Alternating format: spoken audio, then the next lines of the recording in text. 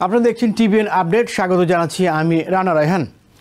আমেরিকার ফাঁস হওয়া নথি অনুযায়ী গাজা যুদ্ধে কিছু গুরুত্বপূর্ণ আরব রাষ্ট্র ইসরায়েলের বিরুদ্ধে প্রকাশ্যে নিন্দা জানালেও তারা গোপনে ইসরায়েলি সামরিক বাহিনীর সাথে সহযোগিতা জোরদার করেছে। এই সামরিক সম্পর্কের বিষয়টি সামনে চলে আসে ইউএস সেন্ট্রাল কমান্ড বা সেন্টকমের মাধ্যমে। বিভিন্ন নথি থেকে দেখা যায় ইরান আন্ডারগ্রাউন্ড টানেল এবং আঞ্চলিক নিরাপত্তা হুমকি নিয়ে ইসরায়েল ও 6টি আরব দেশের সিনিয়র সামরিক কর্মকর্তারা গত 3 বছর ধরে বাহরাইন, মিশর, জর্ডান এবং কাতারে একত্রিত হয়ে পরিকল্পনা, বৈঠক এবং ট্রেনিং করেছেন। এই রিপোর্ট করেছে ওয়াশিংটন পোস্ট। 2023 সালের 7ই অক্টোবর হামাসের হামলার পর ইসরায়েল ও হামাস প্রথম ধাপে শান্তি প্রতিষ্ঠায় সম্মত হয়েছে। এর ফলে বন্দি মুক্তি এবং গাজা থেকে আংশিক ইসরায়েলি সেনা প্রত্যাহার সম্ভব হয়েছে। আমেরিকার কর্মকর্তারা জানিয়েছেন তাদের 200 জন সেনা ইসরায়েলে পাঠানো হবে যুদ্ধবিরতিতে সমর্থনের জন্য। এছাড়া দীর্ঘদিন ধরে নিরাপত্তা সহযোগিতায় যুক্ত আরব দেশগুলোর সেনারাও এতে অংশ নেবে। এই সহযোগিতা শুধু সামরিক পরিকল্পনাতেই সীমাবদ্ধ নেই। ট্রাম্পের 20 দফা পরিকল্পনায় আরব রাষ্ট্রগুলোকে গাজার আন্তর্জাতিক বাহিনীতে অংশ নিতে বলা হয়েছে। তারা প্যালেস্টাইনের নতুন পুলিশ বাহিনীকে ট্রেনিং দেবে।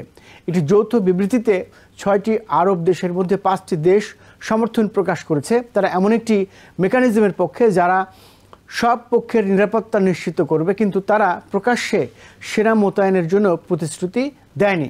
নথি থেকে দেখা যায় কাতারের রাজধানী দোহায় 9 সেপ্টেম্বর ইসরায়েলি বিমান হামলা চালানো হয়। এর মধ্যে গোপনে ইসরায়েলের সঙ্গে সহযোগিতা বাড়ায় কাতার। 2024 সালের মে মাসে কাতারের আল উদেইদ এয়ারবেজে একটি নিরাপত্তা সম্মেলন অনুষ্ঠিত হয়, যেখানে সিনিয়র ইসরায়েলি ও আরব সামরিক কর্মকর্তারা অংশ নিয়েছিলেন। নথিতে বলা হয়েছে ইসরায়েল এবং তার মিত্র মিলিশিয়ারা এই ঘনিষ্ঠ সম্পর্কের মূল কারণ।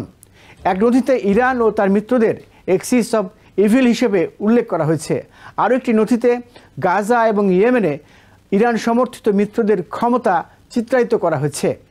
সেন্টকমের পাওয়ার পয়েন্ট উপস্থাপনায় বলা হয়েছে রিজিওনাল সিকিউরিটি কনস্ট্রাক্ট তৈরি করা হয়েছে, যার মধ্যে আছে ইসরায়েল, কাতার, বাহরাইন, মিশর, জর্ডান, সৌদি আরব এবং ইউএই, কুয়েত ও ওমানকে পটেনশিয়াল পার্টনার্স হিসেবে উল্লেখ করা হয়েছে। এসব উপস্থাপনা আনক্লাসিফাইড ছিল এবং অংশীদারদের মধ্যে বিতরণ করা হয়। কখনো কখনো 5 মিত্র দেশের গোয়েন্দা সদস্যদের কাছে পাঠানো হয়।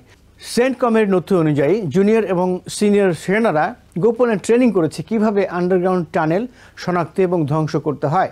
এছাড়া তারা তথ্য প্রচার অভিযান পরিচালনা করেছে, যা ইরানের অপপ্রচার মোকাবেলা করবে এবং আঞ্চলিক সমৃদ্ধি ও সহযোগিতার গালগল্প প্রচার করবে। তবে আরব রাষ্ট্রগুলোর প্রকাশ্য বক্তব্য ছিল আলাদা।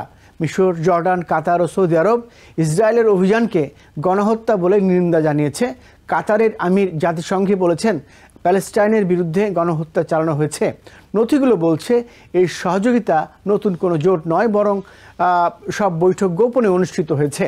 বিশ্লেষকরা মনে করছেন এটি কূটনৈতিক ঝুঁকিপূর্ণ বিষয় এড়িয়ে গেলেও ইসরায়েল ও আরব রাষ্ট্রগুলোর মধ্যে অন্তর্নিহিত উত্তেজনা লুকিয়ে রাখে। আমেরিকার একজন সাবেক প্রতিরক্ষা কর্মকর্তা বলেছেন গালফ অঞ্চলের আরব রাষ্ট্রগুলো প্রায়ই ইসরায়েলের সামরিক সক্ষমতাকে সম্মান করে থাকে। তারা মনে করেন ইসরায়েল ইচ্ছামতো কাজ করতে পারবে এবং তাদের কার্যকলাপ শনাক্ত করা প্রায় অসম্ভব। যুদ্ধে অংশগ্রহণকারী আরব রাষ্ট্রগুলো সম্ভবত আন্তর্জাতিক ফোর্সে আর্থিক ও কূটনৈতিক সমর্থন দেবে, কিন্তু তাদের নিজস্ব সেনা মোতায়েন করবে না। বিশেষজ্ঞরা বলছেন গাজার নিরাপত্তা ও শান্তি স্থাপনে এই সহযোগিতা গুরুত্বপূর্ণ, তবে এটি পুরোপুরি দীর্ঘমেয়াদী শান্তি নিশ্চিত করতে যথেষ্ট নয়। নিউ ইয়র্ক থেকে সম্প্রচারিত টিভিএন 24 টেলিভিশন বিশ্বজুড়ে বাঙালির কণ্ঠস্বর।